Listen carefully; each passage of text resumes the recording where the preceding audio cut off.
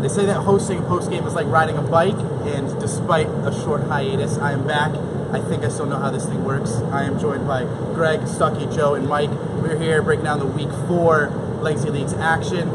Our game of the week lived up to hype. It often does, and it did again this week, Week 4. Monstars Rimbreakers, our defending champs, squeak by 77-71 by the skin of their teeth, but they remain. What are we? 3-1? 3-1 for Monstars, despite what they lost Week 1, correct? So now we're trending upwards. What do we see from the defending champs? So for the Monstars, Quinton Miles had a huge game. Again, he had 20 points, and they were killing the ball in transition. The defense had no answer for them. They were just running the ball, and after the game for the interview, he said, "We want to run the ball, get some highlights. That's what we want to do." Yeah, and I mean, just to chime in real quick, I mean, the Monstars, they lost Greg and Eric Langston, and I think that was a huge loss for them in the offseason. And they just kind of, they brought in Chris Rosario. I think Quinton Miles, or Pooch as they call him, is taking a hell of a step up in the right direction. I think he's really becoming a star in this league. And I think, I want to see a little more from Rosario from 3. I want to see Ty Olsen maybe hitting more 3s, maybe James Davis, same thing. But I think the Monstars are trending in a great direction. They've won 3 games in a row, and I think the defending champs are right on path to be right there in the championship again. Yeah, definitely can't forget Reggie Stewart also with 20 points and 8 rebounds. Yeah, I was going to say this is 2 weeks in a row with Reggie really starting to heat up from behind the arc too. And once he starts hitting shots, we know, we've seen it for 3 or 4 seasons, that Reggie Stewart is dominant when he gets going. So maybe not the game of the week, but definitely the game of the night for Tuesday. We have the Throne and the Chasers. An interesting matchup.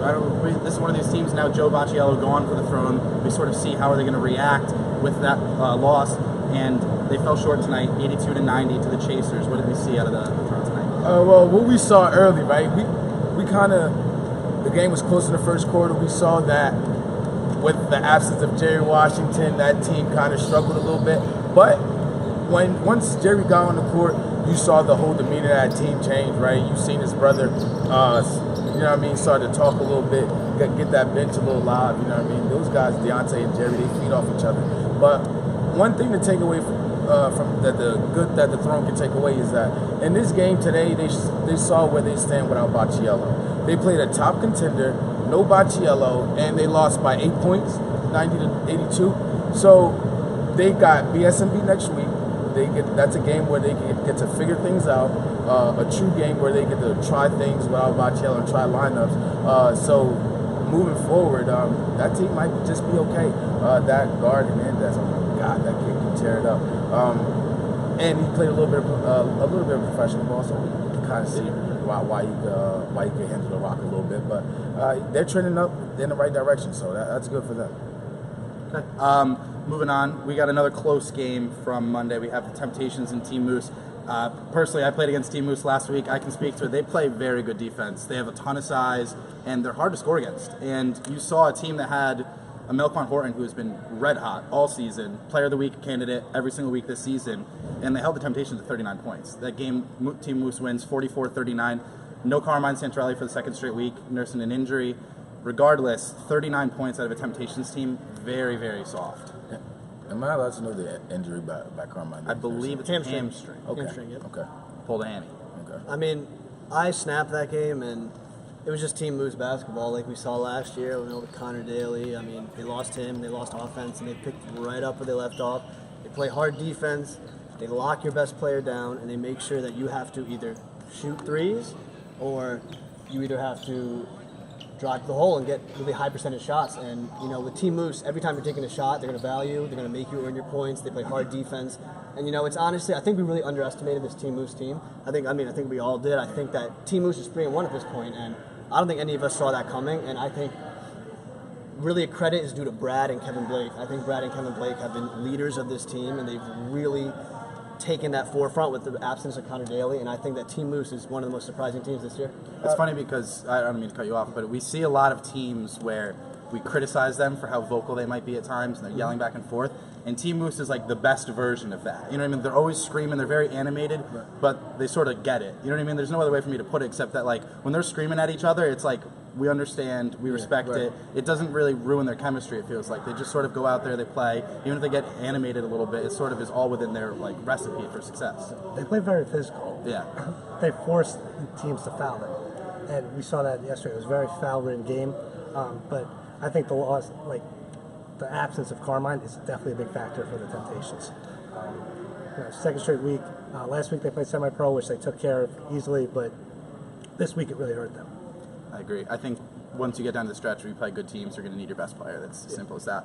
Another very close game, Tuesday night, we have my own Stranger Danger going against Shoot or Shoot. Believe it or not, Shoot or Shoot talking a little bit of smack on Twitter to my boy Joey Zacco. Can't believe it. You going to come at the commissioner's head? What do you expect? A big fat L. That's what you can expect. Right, and in that game, on a serious note, right, in that game you saw that the Stranger Danger team that we saw last summer is not there, right? Yeah, right. Like last a second summer half where they closed the game out. Oh my God, you and me both saw the same thing. I'm so happy you were in that game. I was in the game in the fourth quarter. You were using the game. I watched it, but the way that team closed out that game, oh my God!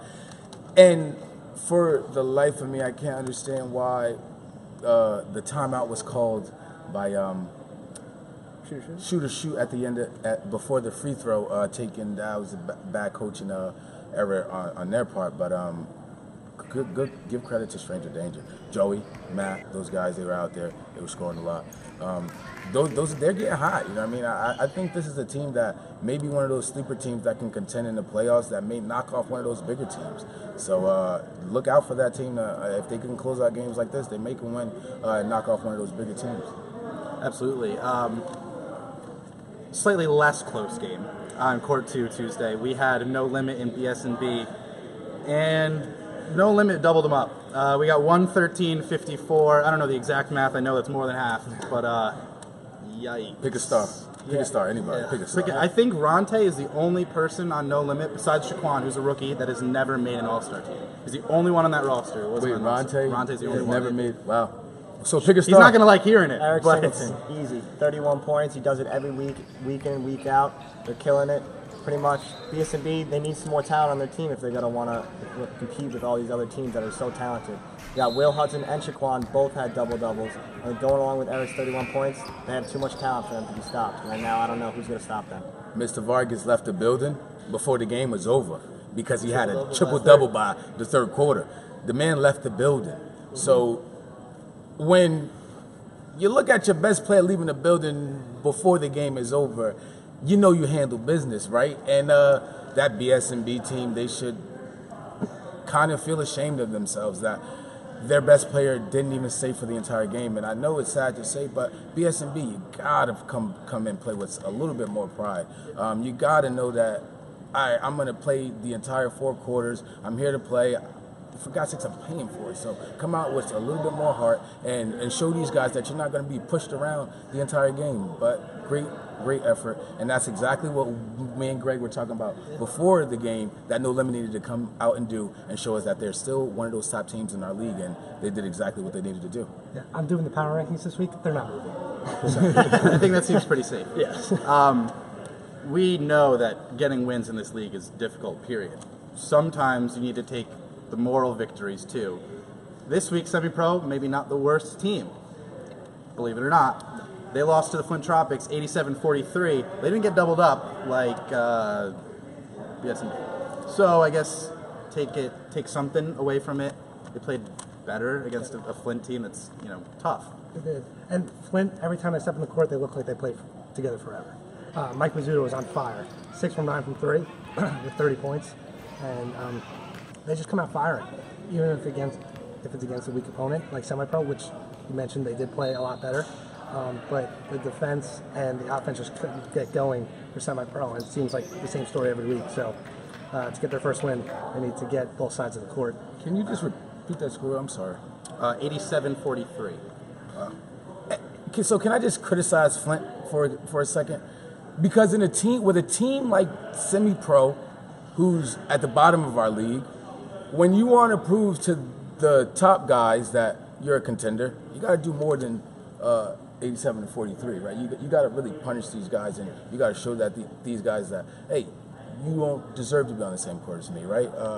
But again, that's why we're not talking about Flint among the same category as the Chasers and the Rim Breakers and No Limit, because they fail to do what they need to do because they play around with teams for too long in the game.